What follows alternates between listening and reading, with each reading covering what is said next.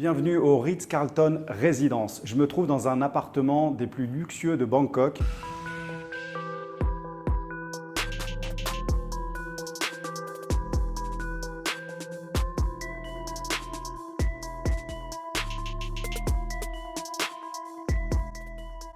Avant de vous faire la visite, je vais appeler Simon qui va me rejoindre. Et en fait, c'est lui qui est chargé de vendre cet appartement. Ici, vous allez voir un appartement de malade. En fait, sur le même étage, il n'y en a que deux. Donc, c'est pour vous dire un petit peu la surface de cet appartement. Je vous en dis pas plus, on va retrouver Simon.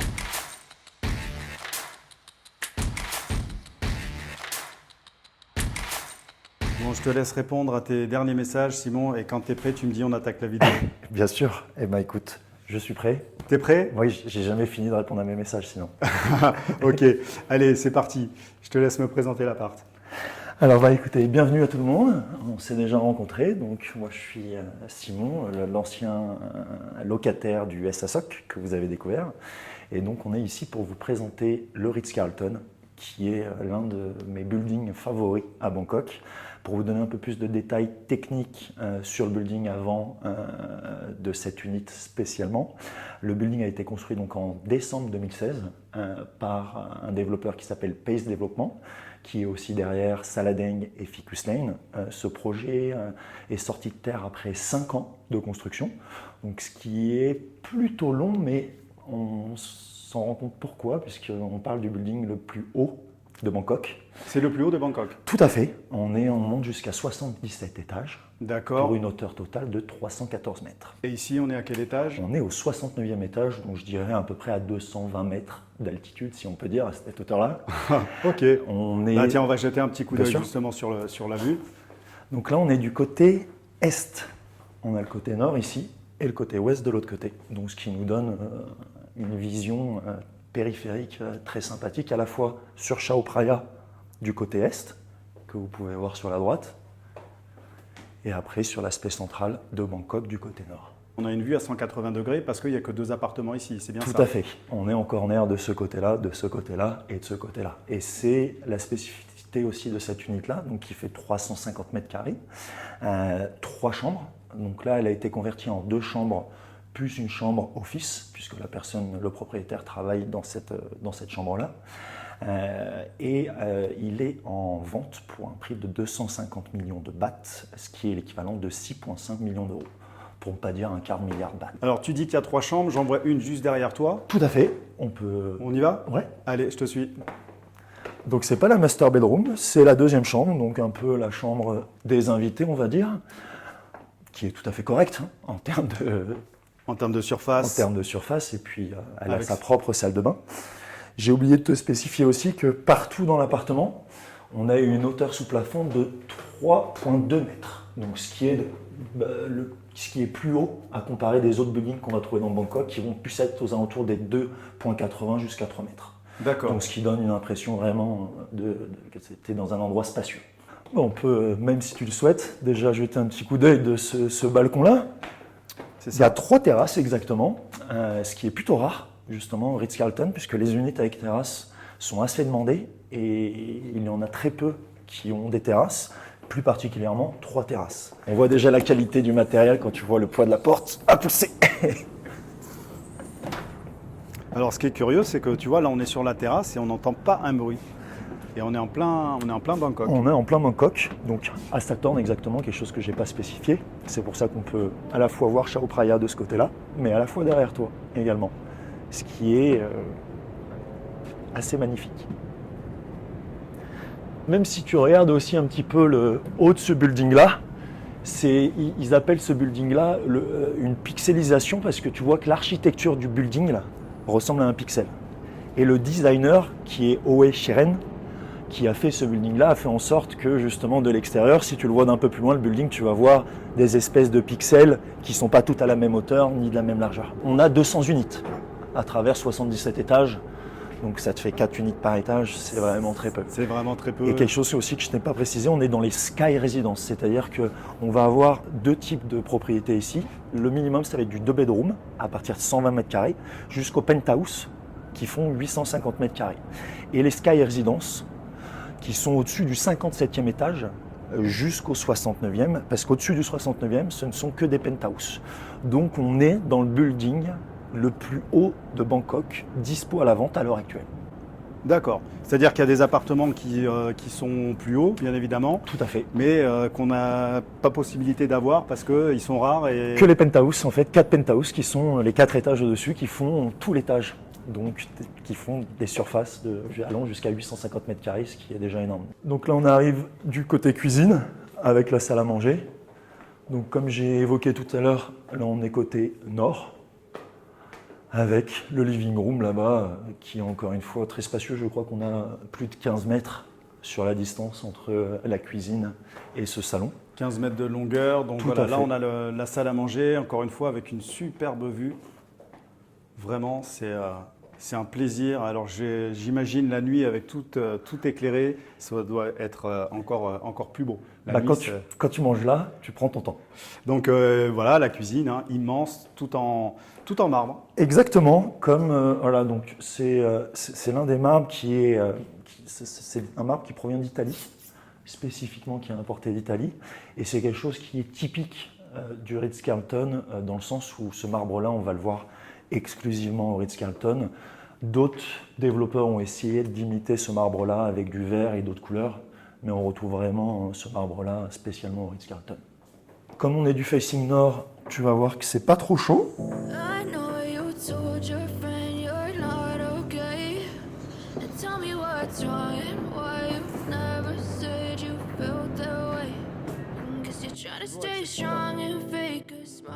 Alors ce qui est appréciable côté nord, ça veut dire que tu n'as pas le soleil qui vient te taper toute la journée dans les baies vitrées et donc tu n'es pas obligé de fermer les rideaux et tu peux rester avec toute la luminosité en profiter. Alors, tu as un avantage, c'est qu'on est quand même dans un building ultra luxueux, ce qui signifie que les matériaux utilisés sont d'une qualité qui ne sont pas sujets aux rayons solaires. C'est-à-dire que même sans fermer les rideaux, c'est des doubles vitrages spécifiques qui font que même si le soleil tape sur la vitre, il ne fera pas plus chaud. Donc déjà, pour des questions écologiques, c'est vachement intéressant parce qu'on va moins utiliser l'air conditionné. Et puis, comme tu l'as dit, ça évite de fermer le rideau. D'accord. Oui, parce que tu sais, moi j'habite à Pracanon. Bon, mon building, il est J'habite pas sympa, ici non plus. mais je sais que si jamais je mets pas les rideaux et qu'il y a le soleil qui tape, Bien sûr. j'ai chaud. On peut continuer à l'intérieur. Hop. Je t'en prie.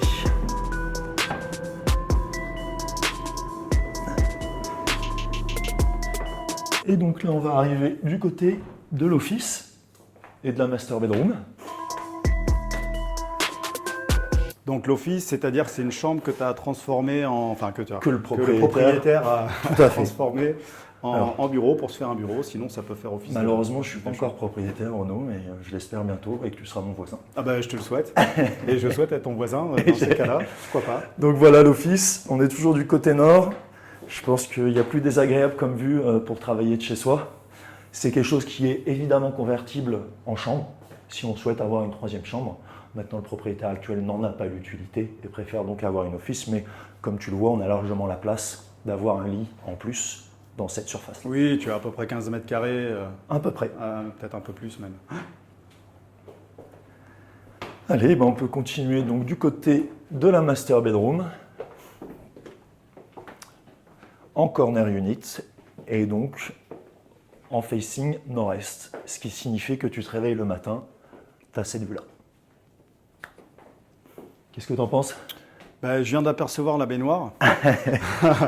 Tu parles du seau, la petite baignoire? Alors à savoir, c'est une baignoire qui est très sympathique, mais qui met entre 30 et 40 minutes à se remplir. Donc, D'accord. il faut être un petit peu patient. Et puis, je pense que ce n'est pas une baignoire dans laquelle tu vas tout seul, vu la taille de la baignoire. Et bien entendu, on retrouve le marbre dont je t'ai parlé, d'Italie, avec la partie douche également, et la partie commodité de ce côté-là. Donc très lumineux, en facing sur Chao Phraya. Je pense que je me doucherai bien ici. Et oui, je pense que tu vois la baignoire, elle fait pas loin de 2 mètres de diamètre. C'est l'une des plus grosses baignoires que tu vas pouvoir voir à Bangkok en tout cas, dans le plus haut building.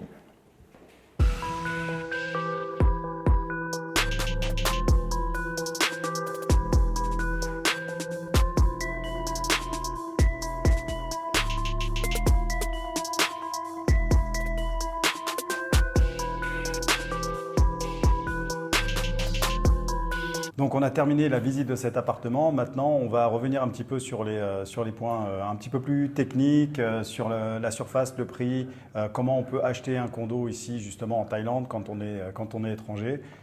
Je te laisse m'expliquer tout ça, expliquer tout ça aux abonnés. Bien sûr.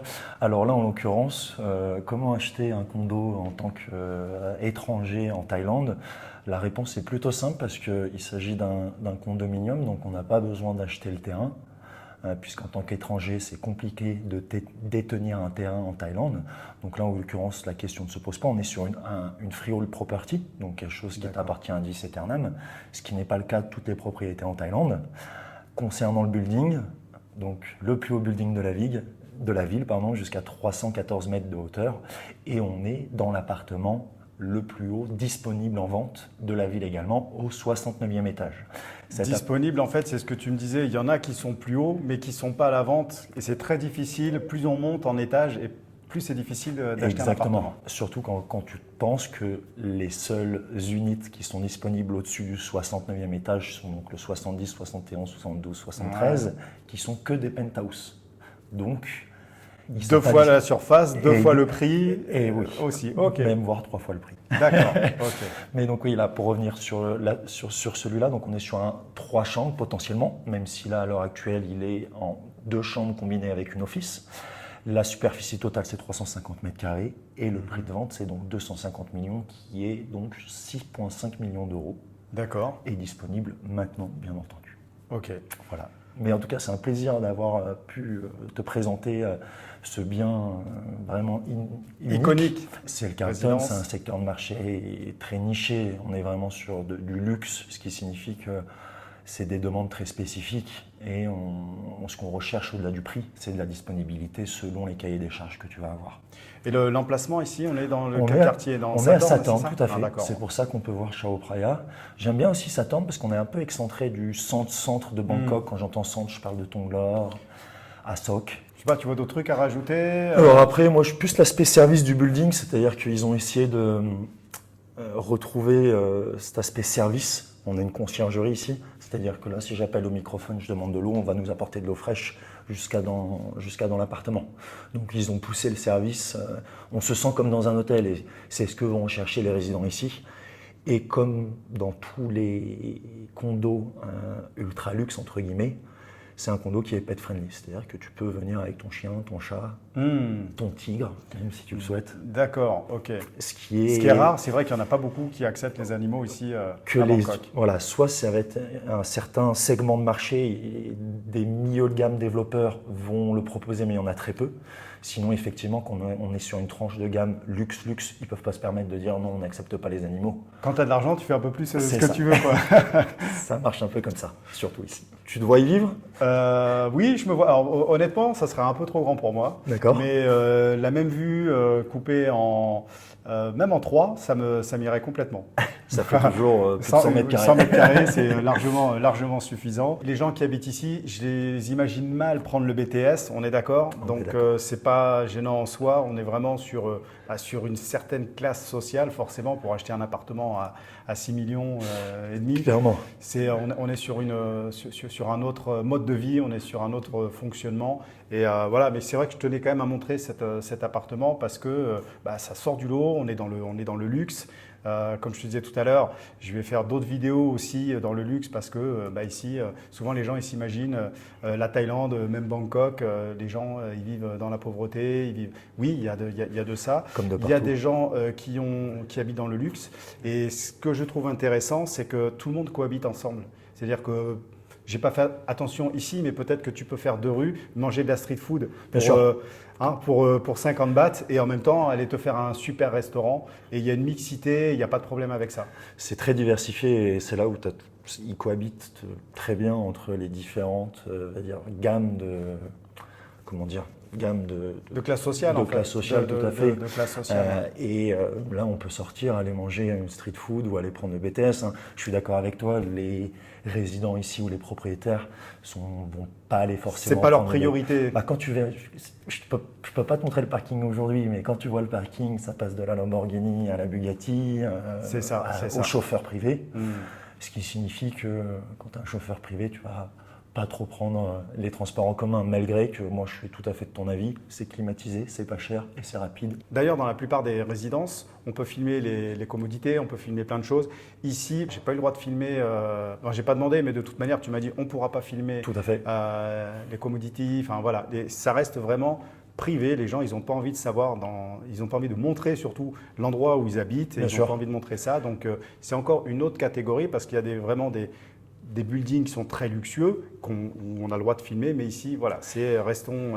Privacy, c'est vraiment, ils cherchent quelque chose où leur intimité est respectée et ils ne vont pas chercher à mettre en avant sur les réseaux sociaux les facilities, etc. Même si tu peux aller trouver par toi-même des footage, enfin des photos et des vidéos, des facilities, parce qu'ils ont bien dû faire un aspect marketing de ce building-là. Bien sûr. Malheureusement, mais déjà on a eu l'opportunité de voir cette superbe propriété qui, toi comme moi, je pense, même si c'est un peu trop spacieux, on se sentirait bien dedans. Tu te sens quand même mieux là que dans un 35 mètres carrés ou 35 mètres carrés, Alors, le 25 avec un mètres carrés, voisin c'est- à gauche, à droite, les portes qui claquent, le voisin du dessus qui fout un bordel.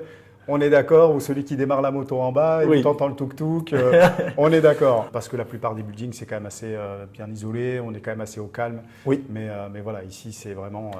on prend une claque quand on arrive ici et c'est vraiment fabuleux. C'est unique. Donc, écoute, je sais que tu vas me montrer d'autres appartements Avec plaisir. et donc on aura l'occasion de se revoir. Avant de terminer la vidéo, qu'est-ce que tu voudrais rajouter? Merci encore une fois d'avoir pris le temps. C'est toujours un plaisir d'échanger avec toi et de te présenter des biens comme celui-là. Et j'espère bien entendu qu'on sera amené à faire d'autres contenus, que ce soit sur cette gamme-là. Sur plusieurs gammes. Voilà, en tout cas, merci d'avoir regardé cette vidéo. Si vous êtes encore là, c'est que cette vidéo vous a intéressé. Si vous n'êtes toujours pas abonné à ma chaîne, je vous encourage à vous abonner.